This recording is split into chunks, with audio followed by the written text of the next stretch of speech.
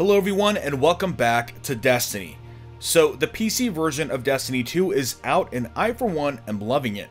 I never expected how much fun it would be to go through the campaign and the initial power grind again, but I just think that's a testament to how solid the campaign experience is. Yes, there are some complaints about the endgame and I definitely have my share of complaints as well, but I think those are going to be addressed very soon and I'm not too worried about it. Plus, there's not really going to be any shortage of content for PC players between now and DLC 1. We have the raid launching next week, we have the challenge modes, another faction rally, and another Iron Banner, and of course that's in addition to 3 Bungie Twitch streams in November, which will go over what we can expect from Curse of Osiris, sandbox changes for Season 2, and any responses they have to re-incentivizing the endgame experience. Now, speaking of DLC, it looks like the PC files of the game has, to no one's surprise, been data mined, and it turns out that they have discovered some pretty insane stuff for content that is potentially months and even years off. The data is in form of voice lines. I'm not really sure why they're in the game's files right now. Either way, it does feature some very intriguing stuff. For the purposes of this video, we're going to be going over some of those lines in context to what I believe to be the full line of expansions for the Destiny 2 lifecycle. There's also some cool stuff in there in reference to new characters, new live events, and the like, so I'll leave a link in the description if you want to check the full thing out. Huge shout out to Reddit user The Ecumen for compiling it all together in one easy place. But anyways, let's jump in and break it all down.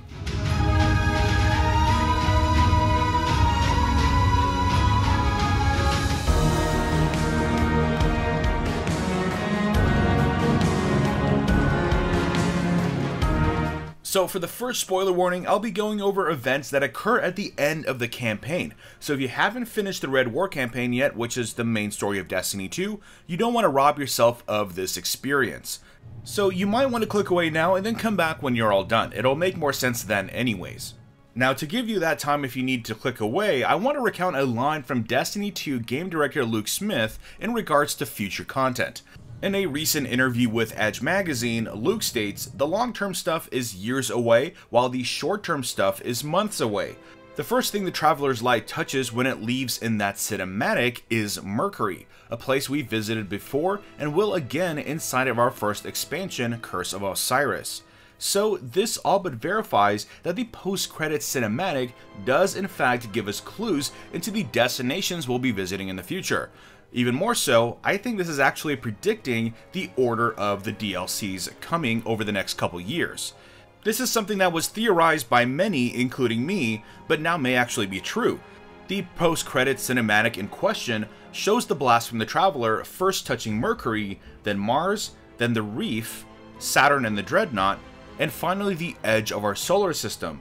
The way Luke Smith said that could be interpreted to mean that we're going to be touching the destinations in the order that they're shown being touched by the Traveler. We already know that Mercury will have an available patrol space with Curse of Osiris, and from the looks of it, from what we know from the second expansion dealing with Warminds and Rasputin, it's entirely possible that we might pursue Rasputin on Mars. To quickly recap what we expect from expansions in the Destiny 2 lifecycle, we have the vanilla campaign, which is out right now. We have expansions 1 and 2 slated, that is part of the expansion pass, and then next September we will most likely get another Taken King-sized major expansion, followed by expansion 3 and expansion 4, most likely part of a second season pass we'll be getting. And this is all per Bungie's original contract with Activision. This was supposed to be the format for Destiny 1, we never got that because of the shakeups and the decision to divert all energy into Destiny 2. The leading theory is that the planned Cabal expansion for Destiny 1 was expanded in scope and became the main campaign for Destiny 2, and the Vex expansion has now become Curse of Osiris. Now, for the second wave of spoiler warning, the data files I mentioned at the top of the video are audio files which contain some pretty telling things about what some of these destinations will be. It's not really spoilery stuff per se, but if you still don't want to know anything about it, you might want to click away. First up, let's start with the stuff closest to us, Curse of Osiris. There are lines referencing Shiro on Mercury. There's a good chance that Shiro will either be a vendor in the lighthouse, or maybe even Mercury's destination NPC. For those of you unfamiliar, Shiro 4 was a character that was introduced during Rise of Iron as sort of like a Vanguard link to the tower. He functioned mostly as a quest and bounty giver, and is also friends with Cayde 6. And there are even lines of Cayde 6 referencing Shiro 4 on Mercury. Now there's even lines from Saladin talking about Osiris and how he shouldn't be trusted. Turns out that Osiris used to be the Warlock Vanguard, but was then exiled and replaced with Ikora. You can bet there will be some very interesting exchanges between those two characters during the DLC. Curse of Osiris might prove to be a much more personal story, which I'm a huge fan of. Next we have faction vendors voicing lines referencing Mars and Phobos.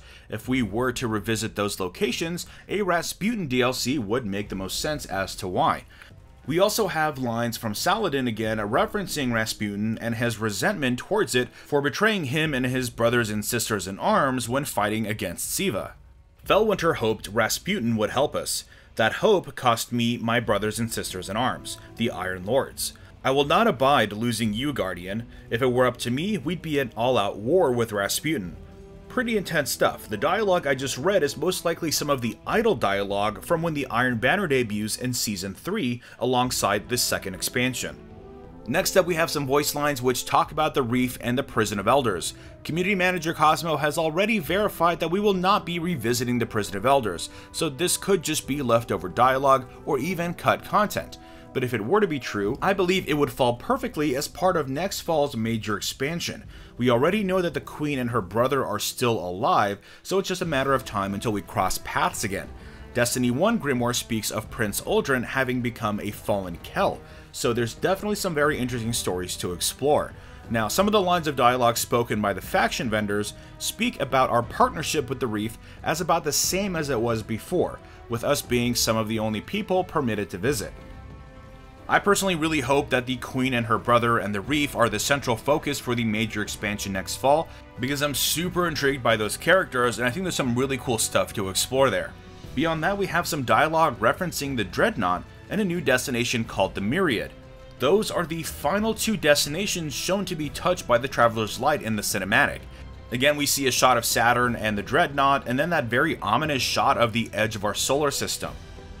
There's already a lot of dialogue in reference to the Taken in the current game right now, mostly referencing how the Dreadnought is still just floating there, the Taken are without a leader, and there is a new potential leader for the Taken, Savathun, as we're seeing here in this footage. So you can bet your bottom dollar that we're not done with the Dreadnought, and we're definitely not done with the Taken. Now, the Myriad is sort of explained through some of this dialogue as to be very similar to Nessus. We don't know yet if it's a planetoid or a station or something along those lines, but there's a good chance that the Vex are occupying it, and it will be playing a central focus sometime pretty soon. But if we're going by the cinematic, then the Myriad expansion will actually be the final piece of content before Destiny 3. And speaking of which, the cinematic ends with the shot of those massive tetrahedron ships beyond our galaxy. The leading theory is that those ships do belong to that big enemy that almost wiped out humanity and caused the Traveler to become dormant. Basically, the Traveler's ancient enemy from across the universe.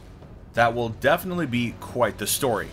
So in summary, the cinematic is most likely a verbatim outline for the Destiny 2 expansions, and now we have a ton of evidence in the form of voice lines that may or may not confirm it. As always with stuff like this, it's important to take it all with a grain of salt, and we shouldn't presume anything as fact until officially confirmed by Bungie. Lots of stuff hits the cutting room floor during development, so this could all be leftovers from a much different version of the game than we ended up with. Now, there are also lines going over our return to the moon. I'm not sure where this would fall in, but it could be part of the second major expansion, maybe totaling in 2 new patrol spaces. That could be pretty cool. Oh, and I almost forgot. There's even dialogue lines that hint at a potential for a 4th subclass. A line from Ikora Ray states, "What if there was a 4th energy? Void, solar, arc, and what? I sometimes tire of all these 3s. Now, it's a safe bet that we will be getting some kind of new progression next fall with the major expansion. A lot of people think it's a 3rd focus for the existing subclasses. I really don't think that's the case, but a 4th subclass for each class, or even a 4th class altogether, would be really cool. Maybe an ice element, a decay element.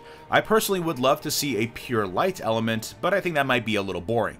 But anyways, let me know in the comments below what you think the 4th subclass should be, and do you think we have a clear path to what the expansions are going to be for the life cycle of Destiny 2? Drop a like if you enjoyed this video, and subscribe for more Destiny content. And I will see you all next time.